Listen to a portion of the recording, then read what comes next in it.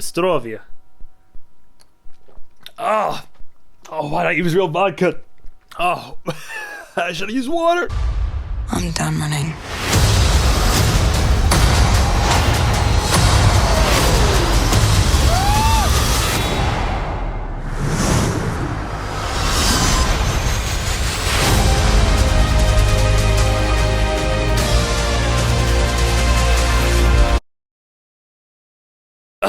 So we have Black Widow. So we have no movie by Marvel. This one features Miss Natasha Romanoff. Not gonna do that. But all right, we had the long-awaited, canceled, then pushed back, then canceled, pushed back again, and then new release date that was then forwarded to another year. That was then put back a few more months.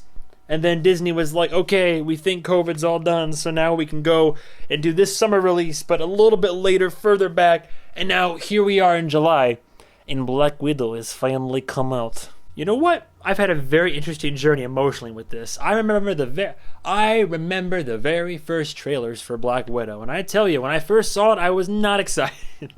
I like Black Widow. I don't have any problem with her as a character.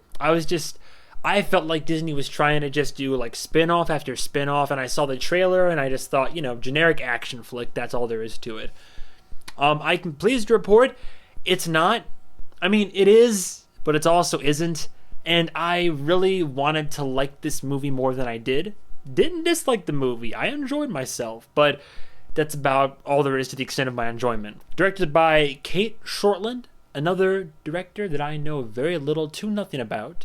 Her filmography, the extent of it in terms of, again, IMDb's most wanted over here. Berlin Syndrome and Lore.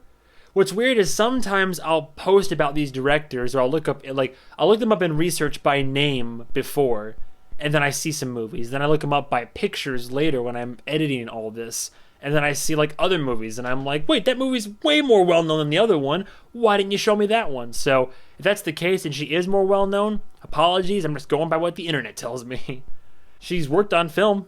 She has experience. I don't think she did a bad job with the film. She did a good job, I'd say. Then you have the full cast of characters. And you know what? The internet really likes to shit on Scarlett Johansson. But I like her just fine. I like her in whatever she's in, typically. She's made me feel the full spectrum of emotions when it comes to film and television or whatever she's on. So I take no issue with Miss Johansson. Worth mentioning as well, we have Florence Pugh playing her sister, as well as Rachel Weisz in here playing the mother. And in my opinion, the gentleman who will steal any show that he's in, or in this case movie, David Harbour. David Harbour, it was great. I love him. He's great.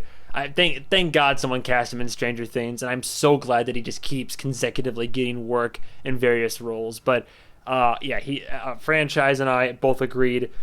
David definitely steals the show in this. Not to say the other actors should be overshadowed by the one guy in the main lead, like the main cast of leads, but you see it in his character, like you can't help it. Come on.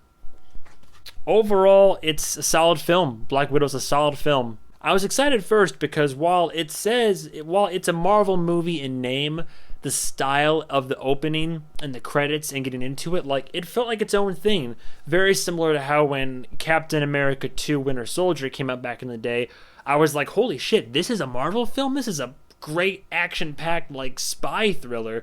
And this movie has a similar path it's trying to walk on, but it has a few more missteps, in my opinion. Overall, it's solid. Cast does a great job. Like I said, David as the Red Guardian, completely, he kills it, man. He's great. I love it. They all did a good job. They all were very emotional and very. You could tell this film was like a passion project for Scarlett, and I'm glad she was able to get this. And I always love it whenever I see, female and other representation in film aside from the usual Hollywood shenanigans and whatnot. So I like to see, her be able to get this out there. Like, all those years ago, who would have thought that Black Widow would be getting her own movie? I think the last positive things I have to say, like overall, I was entertained, but just enough. The trailers really showed most of the film. Like, if you've been following social media, they had like a total of 3 or 4 total trailers for this film, and they really blew their load when it came to like character moments and action moments and all that, which is unfortunate, but it's the nature of the beast sometimes, and you're trying to get people like re-excited again and again for a movie that they already forgot about the marketing for months ago. Black Widow solidifies itself in the overall MCU timeline. It's a good standout film. It's a defining film for Scarlett Johansson and her character of Black Widow. I like how it did give more backstory to her. I enjoyed that. I liked seeing this peek into how she grew up. You know, you heard it mentioned and she alluded to it, but to really kind of get a peek into the trauma she experienced as a child and the life that she was more or less forced into was it was nice to see kind of some light shed on that, and to have her get some more character moments and even show like her family and kind of all that, the inverse side of this thing. You know of her, but do you know her, Again, directing overall was good, but there's a tendency in certain Marvel films that when things get action-packed, things get a bit shaky and kind of a lot of cuts. This film, not as bad as some other prior entries in the MCU, but still has its moments where I'm just like, okay, there's a lot going on, maybe let's hold a camera still, get this in a solid shot. But not, like I said, not as bad as it has been in the past. Also, on the inverse of it is why I enjoy this peek into all of it. The story doesn't do much to really honestly put itself apart from the rest of the MCU. It doesn't. Like, it gives you some backstory and lore you didn't know, but like nothing it reveals no big revelations, no huge like whoa moments, no, oh that's neat that this is this now. Like, it just kind of exists, and it just kind of fills a blank in the timeline that you otherwise would have just been like, oh yeah, she was off doing her own thing, but now you're like, oh, she was off doing this, and that's it. Now maybe this is just the guy in me, or a fan of MCU films and knowing what to normally expect. A shocking lack of combat and fight scenes in the movie. Like, there's like probably one good one, I'd say. There's a bunch of action. There's a lot of action, but in terms of like choreographed, like person on person or group on group fight scenes, there's like the first encounter with Taskmaster, which is halfway shown in the trailer, and then every other encounter is over in less than 30 seconds, and it's so unsatisfying. Especially, I think, not a big spoiler, but it's worth saying, Red Guardian, aside from like this big prison break scene, like he gets like no one-on-one really big on-screen fighting, and they pump it up so much. They make him out to be this guy, and they show him getting knocked around, but all these characters that are being established now, hell, in the film, Scarlett Johansson, or Black Widow, fights her sister longer on screen than she fights anybody else, and that's saying something. That's crazy to me. There's some fight scenes in the film, but again, they're over like that, and it's just like, ugh. Especially when it comes to final boss type of shit. I want a fight, I want a tussle. Especially because with the character Taskmaster, they establish an aspect of Taskmaster's combat ability way early on, and they establish that and make it seem like it's going to be an important thing, and then they never touch on it again. They never do. It is the wildest shit, because it opened the door for so many possibilities for really unique standout combat action scenes in this film, and they completely like gloss over it. They establish it and then never utilize it, and that is just like, come on, like cinematic MCU blue balls to the max. Like, what are you doing? What are you doing, Marvel? What are you doing?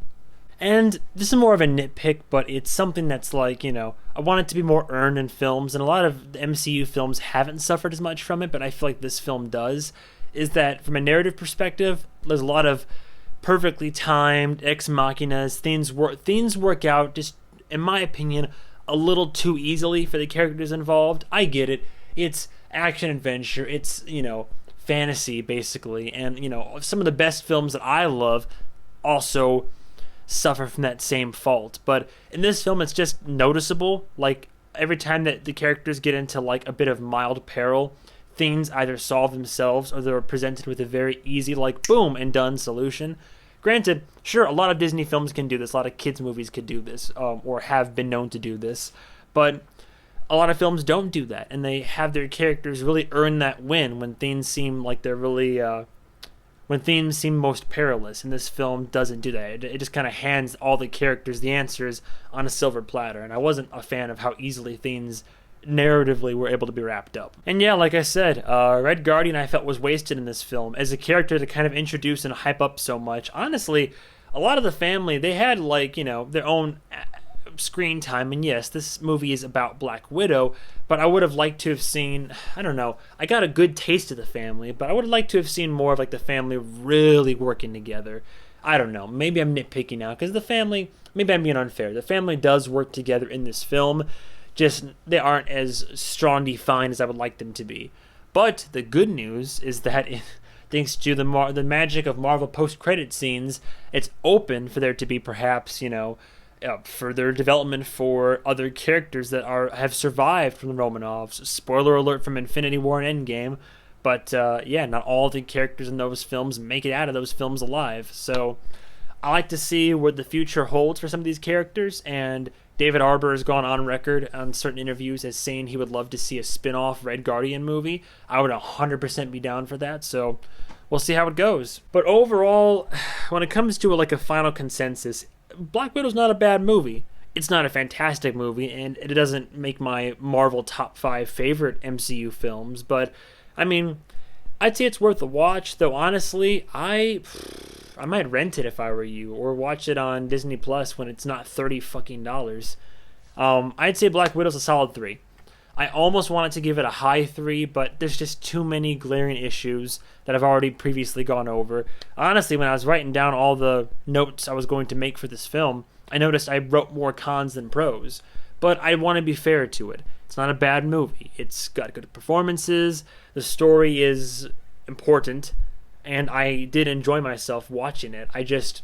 It could have been so much better. If Winter Soldier was anything for a film to live by, for it to be MCU but its own thing, because I like seeing MCU films and television series that kind of are still in the same universe but are their own, almost their own genre sometimes, and this film did try to do that. I don't think it fully succeeded, but I think it did a pretty damn good job trying. So yeah, that's all there is to Black Widow. I think it's worth a watch, but maybe not in theaters. That's all there is to it.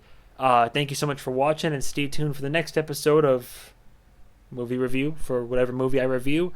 I think it's going to be Pig next, but we'll see. So stay tuned. Thank you very much for watching as always, and goodbye, travelers.